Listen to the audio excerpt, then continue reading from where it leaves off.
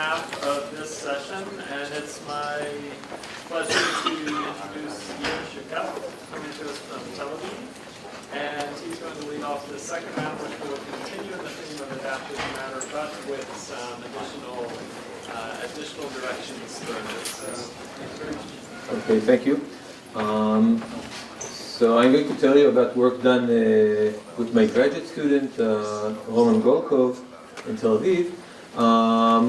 And I'll try to, use this nice title of the workshop, Active and Smart Matter, in order to tell you about some new direction that we're pursuing, in which we're looking at mechanical interactions between active cells, and I'm going to tell you about why we think that it's important to take into account the fact that cells are not only active, but also smart.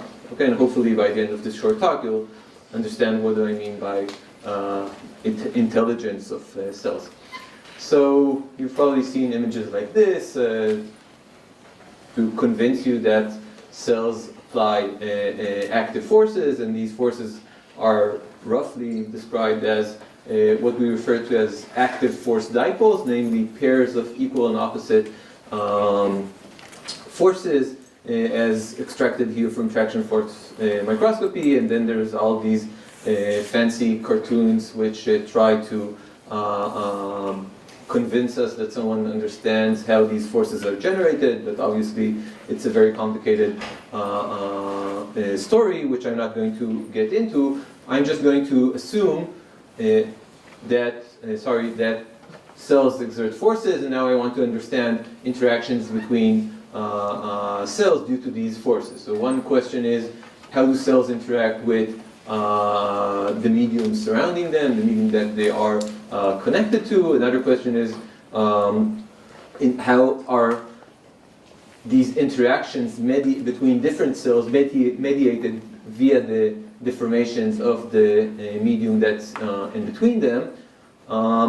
And then one can ask, okay, so what's so complicated about these interactions? And I'll try to show you that even just from the mechanical point of view, there are all kinds of complications here. One thing that we've addressed a bit is the fact that all these biogels are nonlinear, in the sense that they become stiffer and stiffer as you deform them.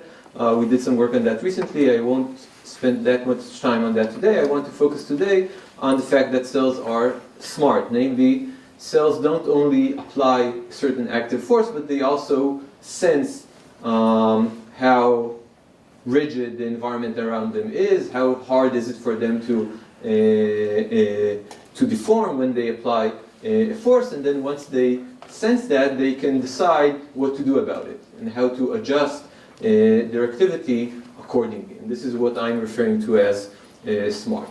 Okay, and this is what I'm going to focus on today. So now, as I told you before, a cell is a very, very complicated biological system that I'm not going to try and understand, and instead I'm just going to assume that a live cell is the best thing that a theoretical physicist can do, is just a spherical cow. Namely, I'm going to describe this cell as a sphere, that there is some miraculous process that causes this sphere to generate an active force on its perimeter, which is radial and spherically symmetric.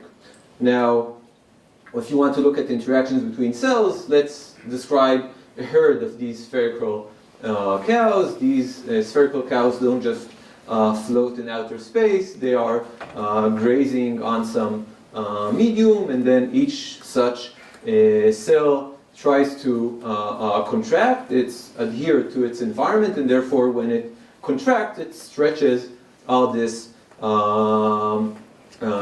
medium around it, and therefore we have interactions between cells even when they're not in contact.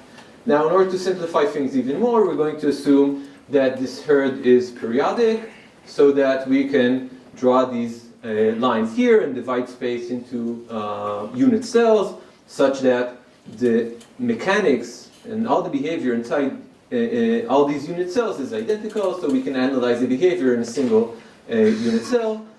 That's still too complicated for us, So we can now assume that, or approximate this, the shape of this unit cell to be a sphere. Okay, so this is something that, it worked for some things in condensed matter physics, the spherical unit cell approximation. So now let's try and do the same thing here.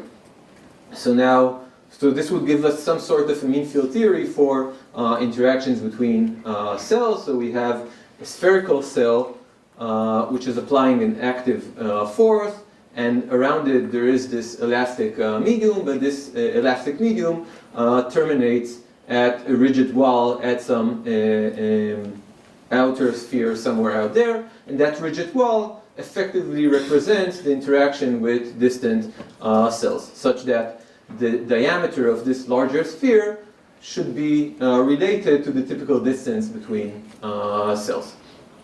So now, if we want to describe interactions, again, the first thing that one can do is try to calculate the interaction energy. Okay, so formally, what do we mean by this interaction energy?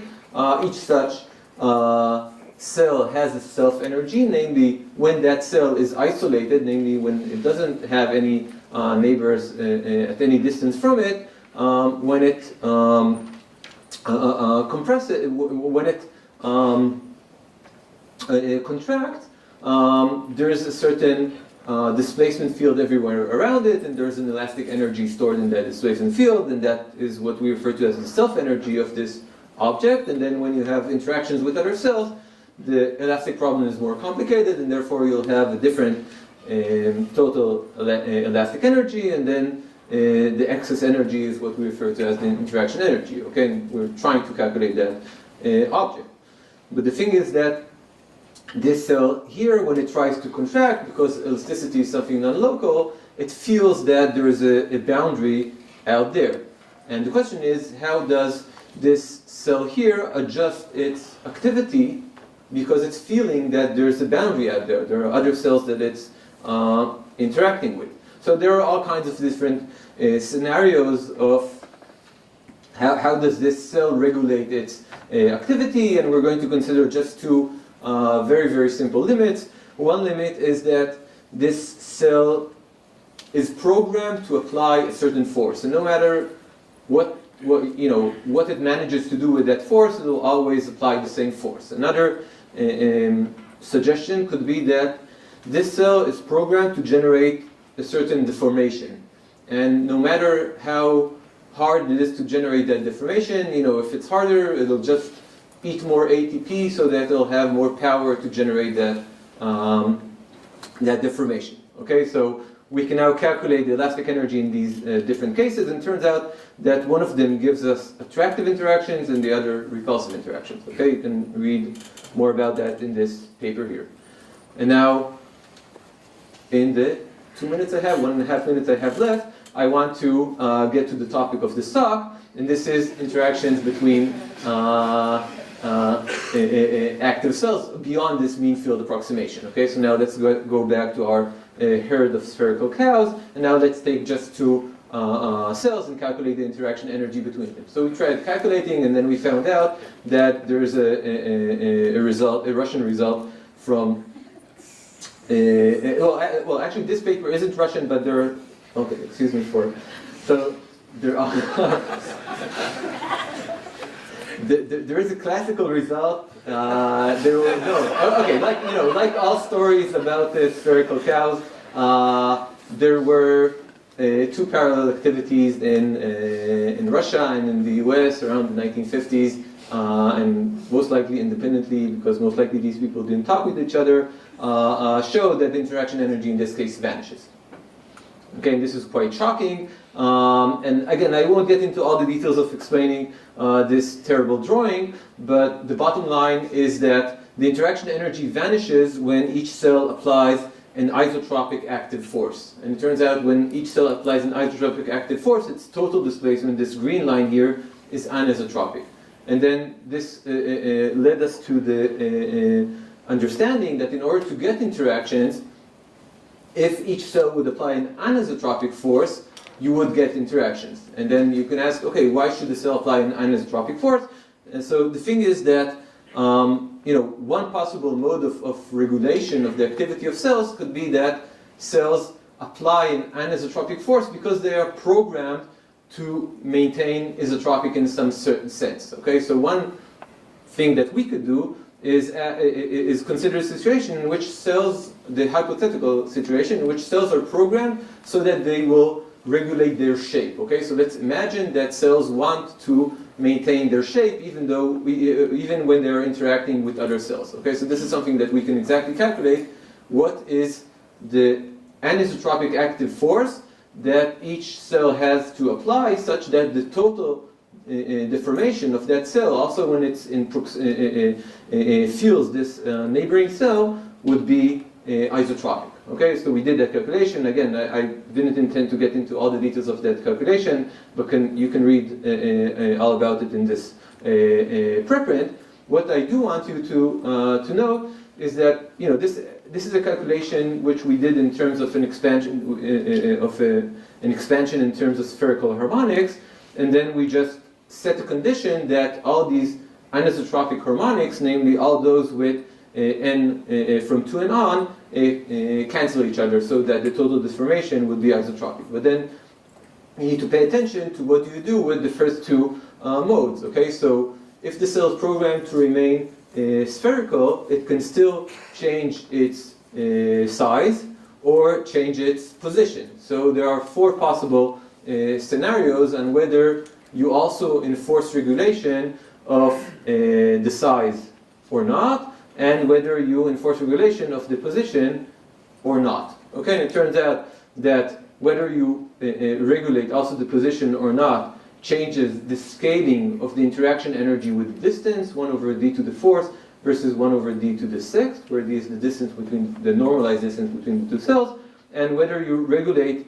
the size or not sets the sign of the interaction energy up here, and this is consistent with our mean field result that if you regulate the size, this is like regulating the displacement, and you get a repulsive interaction, as I've shown you before in the mean field description. And if you let the size change, namely you regulate the force, you get an attractive interaction, which again is consistent with the mean field description I showed you before. And also on the quantitative level, this is just for a pair of two cells. If you have an array of many cells, after integrating out, you get that the interaction energy goes like 1 over the typical distance between cells cubed, which is consistent with our mean field results. Thank you.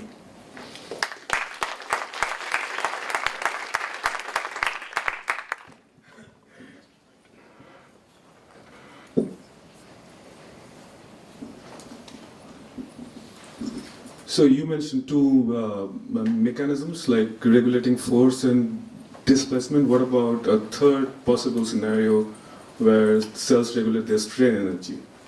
And how is your result sensitive to that?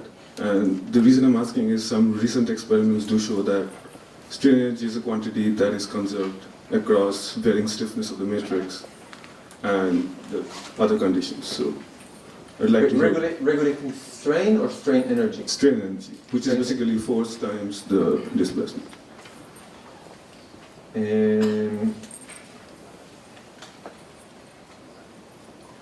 Okay, I don't want to give you a quick answer now, but I think this is something that we can figure out from our results. So let me, we didn't consider that type of regulation, but I think it's something that can be easily extended into the group. Thank you. There's a question at the back. Hi, way back here, sorry. Hey. So really nice work. I had a question about the very last thing on your last slide, which is mean. But you talk about an array, and I'm assuming you had a hexagonal array to derive that result. And I was wondering if the scale, if you thought about whether the scaling, is it a generic scaling regardless of the order? Because I could imagine if you have a disordered array of these cells that maybe something might change because you'd have sort of additional sources of anisotropy, for example. Okay, so first of all, excuse me for confusing you. The hexagonal array was just for demonstration purposes for the slides. Okay, so this extension or conclusion from this result for a pair to an array actually this is just a scaling analysis that is relevant for the disordered arrangement that you are referring to. Okay. Okay, so the hexagonal array was just for the demonstration. All right, let's thank our speaker again.